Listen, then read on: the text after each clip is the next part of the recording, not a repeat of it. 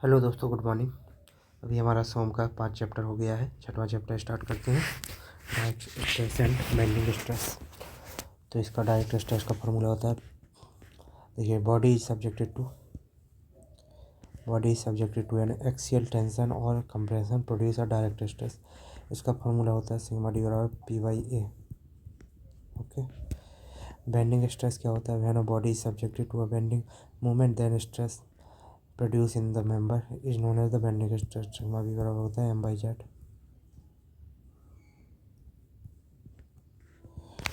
Combined stress कैसे होता है? When a body subjected to eccentric loading P at a distance of the E then the body undergoes a combined stress। ये combined stress होता है, एक direct के कारण ये, बेंडिंग के कारण ए। सिग्मा बी तो एक डायरेक्ट का ये बन जाएगा, वो सारी एसेंट्रिक लोडिंग का ये ट्रेपेजॉइडल बनेगा। स्ट्रेस मैक्स मिनिमम, जिधर साइड एसेंट्रिक लोडिंग रहेगी वहाँ पे मैक्स रहेगा। मैक्सिमम मिनिमम स्ट्रेस क्या होता है? मैक्सिमम स्ट्रेस वाला होता है sigma D plus sigma B. Minimum stress क्या होता है? Sigma D minus sigma B. यहाँ पे माइनस हो जाएगा ना, ये अपोजिट डायरेक्शन होने की वजह से। Where column is in rectangular shape then sigma B rectangular shape है, देन सिग्मा बी बराबर हो जाएगा 6md/bt²। ठीक है। और सिग्मा डी बराबर हो जाएगा PD/BD। लोड अपन एरिया होता है ना, तो पी लोड लग रहा है तो ये आ जाएगा, जो मोमेंट आएगा वो 6m/bt²।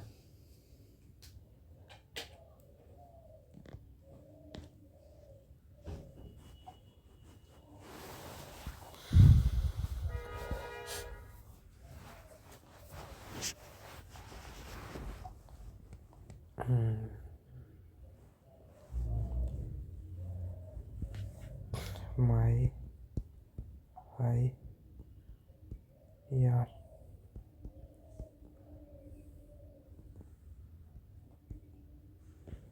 इस बेस पे भी ये होता है, एम रहेगा, ये मल्टीप्लाई बाई वाई हो जाएगा।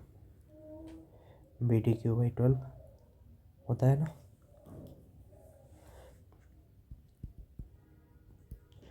BT/12 वाई बराबर डी हो जाएगा, डी से T² हो जाएगा, और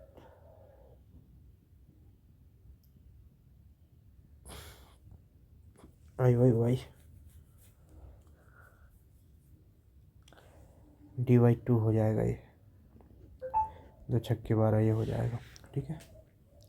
इस बेस पे ये सिग्मा बी बराबर 6m/bt² हो जाएगा। Maximum minimum stress in column due to the eccentric loading.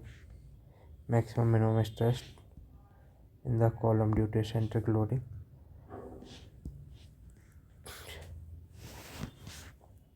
Sigma max बराबर P/A 1 + 6E/B। क्वेश्चन ही पूछता है डायरेक्ट, एसेंट्रिक लोडिंग की वजह से कॉलम में स्ट्रेस ये मिनिमम है, मैक्सिमम है,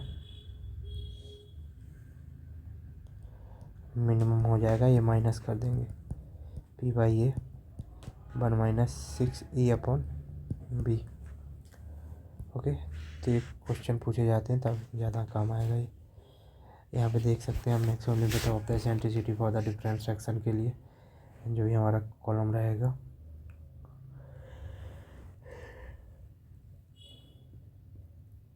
ये है तो सॉलिड रेक्टेंगुलर के लिए यहाँ पे मिडिल थर्ड रूल लगता है। ठीक है।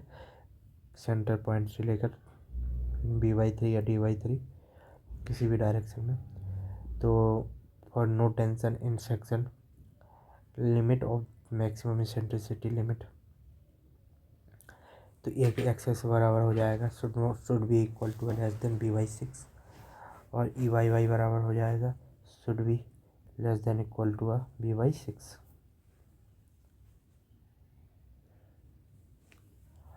हाई सेंटर पॉइंट से होगा B/6 dy6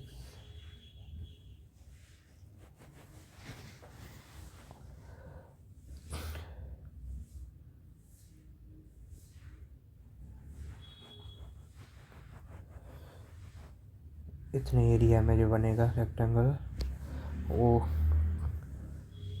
शेप इसका रोम्बस बोला जाएगा। इसको रोम्बस बनेगा। It is known as the middle third rule. Square के लिए स्क्वायर बनेगा, जबकि सॉलिड रेक्टेंगुलर के लिए रोम्बस बनेगा जो शेप ऑफ द कोर बनेगा। ठीक है, ये a/3 ये भी होगा टोटल। जैसे ये b/3 ये था, ऐसे ही a/3 ये भी होगा, क्योंकि इसमें एरिया का वो दिया गया ना। कर्नल साइज बराबर क्या हो जाएगा, a/3 इंटू a/3 स्क्वायर बनेगा कर्नल साइज।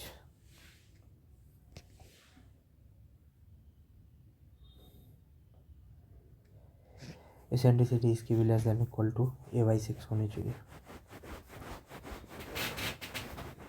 ये जो a/6 होती है टोटल जो सेंटर पॉइंट से होती है, सेंटर पॉइंट से एसेंट्रिसिटी ली जाती है।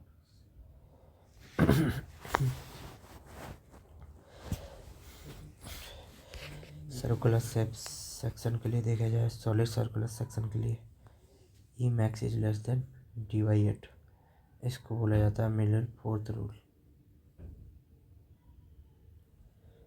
dy8 और डाया ऑफ कोर हो जाएगा dy4। हॉलो रेक्टेंगुलर सेक्शन के लिए E excess is less than to equal to B D Q minus B small B D Q upon 6d into कोष्टक में B D minus small B D. इसका भी ये section rhombus ही बनता है। Eccentricity 6 पे जाएगी या 8 पे जाएगी, जबकि जो टोटल लेंथ होगी वो dy4 होगी, डाया ऑफ कोर, या फिर लेंथ ऑफ कोर, या फिर लेंथ ऑफ कोर dy3 होगी।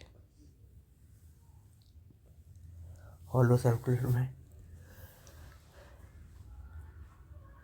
Should be less than equal to होना चाहिए ई मैक्स बी डी वो D square plus capital D square plus small D square by 8, और dia of core हो जाएगा D square plus capital D square plus small D square by 4d circular के लिए।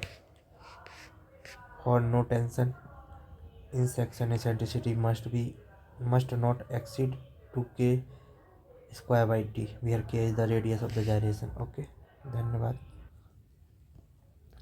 For no tension in section eccentricity must not exceed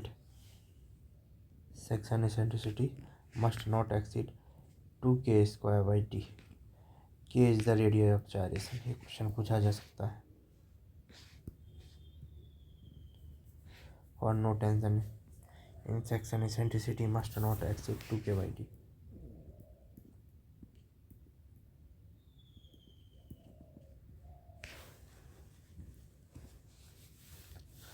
k is the radius of the gyration। Okay, bye।